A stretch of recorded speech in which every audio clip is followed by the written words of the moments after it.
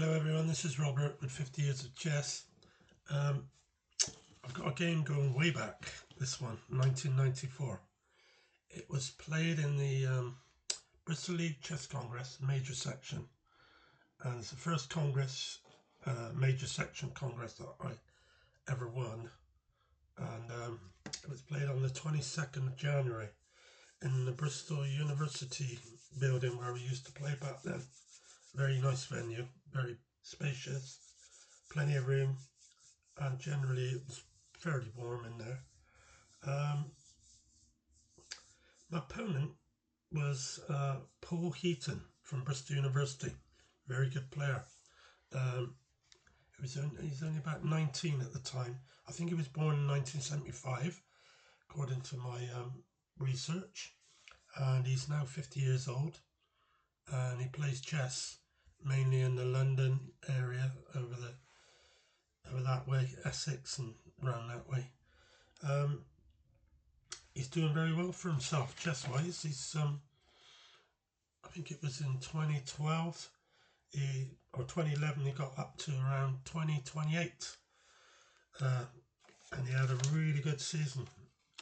He did his grade was based purely over that one season, so he proved himself to be a very good player. I knew he was a good player. He was doing well in the tournament. There was him and another university guy, I think, named Roger Morgan. I had played them both, and they're very good. So I'm going to show you the game. At this time, Paul was rated 1788, and I was just behind him on about 1778. So it was played in 1994, as I said. Without any more delays, we'll get into the game. And I was playing white, and I played e4. Paul played e6, knight f3, d5. So he's gone in for the French. So I exchanged pawns on d5, and then he retook, and then I played d4. He's pinning a knight with bishop g4.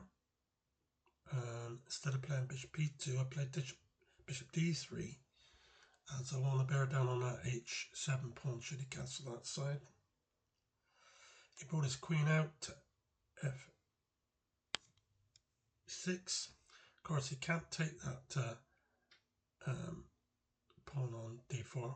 If he played bishop takes knight, pawn takes, and then queen takes, pawn on d4, I could go bishop b5 check and win his queen. But if he played bishop takes knight, queen takes, then it doesn't work when he takes the pawn. So I played queen e2 check, and he brought his knight out from g8 to e7. I played bishop e3, protecting that pawn should he take the knight. Then he played knight to c6 from b8. So there's some pressure now building on that d pawn. So I decided to play c3 to protect it, and he played h6 so that I can't play bishop g5. So I brought the knights from b1 to d2. He cancelled queenside, and I cancelled queenside.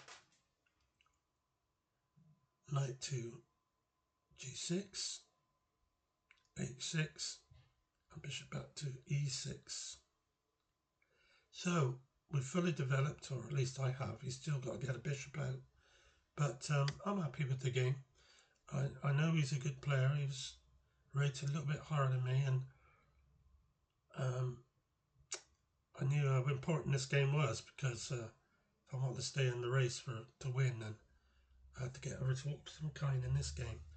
I think it was round 3 or 4. Bishop b5, attacking the knight. He went back to e7.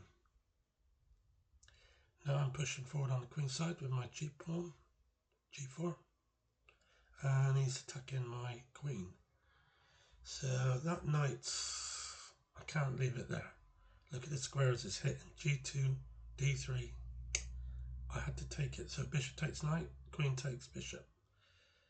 So I then move my knight into e5. Good square to have it on. Good square to have it on. You may place g or f3 to kick the knight out of there, but then I can go back d6, attack the queen. So I moved the king to b8 after some long thinking. Used up quite a bit of time there. I'm not quite sure. Maybe thinking and bringing the bishop back. So I did bring my knight back to d3, and he played queen back to f6, and then I went to c5 with it. So I'm starting to bear down on this king now with some pieces. Be interesting to see what happens. And he did go back bishop c8, just making sure that I don't take that pawn, because if I played knight takes pawn, king takes, bishop h6, check, I could do quite well by bringing my queen in then to b5 check, but he can bring his queen across to b6, so I'm not sure where that goes. So I played f4. Now I'm offering a pawn sacrifice here. If he takes it, then of course I can play rook across to f1, attacking the queen, and he cannot defend the pawn on f7, so I would regain my pawn. He knew that, so he played a6, and I went bishop back to a4, knight to b6, and f5, attacking the knight. He went back with the knight to e7, and I'm quite happy with my game here. I got a good game and I'm doing very well. He's still got, if you look, both his bishops are on the back rank, and I've got the better game. Just, if you look on the bar on the side, I'm just over that red orangey line, showing that I'm doing okay. So I played knight from d2 to f3. He played knight c6, bishop takes knight, queen takes knight, and then knight into e5, hitting the queen and attacking the f-pawn. So he's had little chance to attack me at the moment. So he's gone back to f6, and I brought the other knight back to d3. So I've got a solid centre, and I'm doing very well. He's played bishop to d7, and I played knight takes bishop, rook takes knight, and then queen up, offering a queen swap, and I'm in a very good position. He checked me on g5, I played king b1, and then he played bishop to e7. Quite nicely played, actually. It helped him develop this way, but I played rook e1, so I'm getting ready to get complete control of this open e-file. I know he's doubled his rooks up on d8, so I've gone back, offering him another queen swap, and again he refused. So this time I went in with the knight, attacking the rook, and he's played rook to d6. So this is good. I've got a great outpost with my knight on e5. Both my rooks are central, and I've got the space. So I played h4. This is to offer him the h-pawn should he wish to take it with the queen, and instead he played g5, attacking my queen, and I played pawn takes pawn. He played pawn takes pawn and queen to f3. Now he's brought the rook from d8 to f8, because he may have to move the queen, and if he does, he wants to make sure that f-pawn is protected. So I played rook to h1. So I've got this file at the moment, and he's gone bishop back to d8.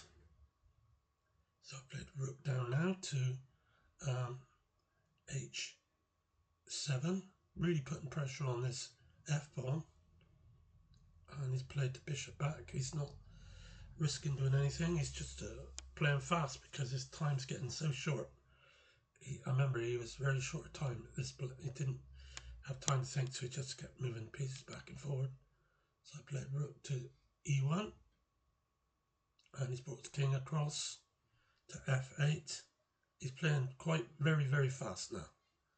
King c2, and at this stage, Paul resigned as he looked at the clock and saw that his clock was running out in just seconds, and it would have gone within about 3 seconds had he not sort of resigned. So he knew that it was lost. And if you look on the bar on the right of the board, you'll see that I'm way up into his black part of the sign here, and I've got a very good advantage. So at that point, it was game over. Something's happened there. That's right. And so there you go. That was the game. And this win was big for me because it meant that I think I only had one more game to go. I think which was against, I believe, Roger Morgan, and I just needed a result against him. I think a draw or a win, and that was enough for me to win my first ever major tournament, and very big deal for me. So I'm pleased with this game, and I kept him quiet because I saw him playing in the earlier rounds, and I could see what a good player he was, and good player he is now. So he developed very fast after this year of 1994. He started moving up in the ratings quite fast, whereas I was moving up slowly, being a lot older than him, being 41 and he was 19. A lot more experience now he is, of course. And all I remember, he was a young lad, about 19, studying at Bristol University, and yeah, he seemed like a nice kiddie, a Londoner, I think he was. So thanks for watching, and I'll bring you another game very soon. Thanks.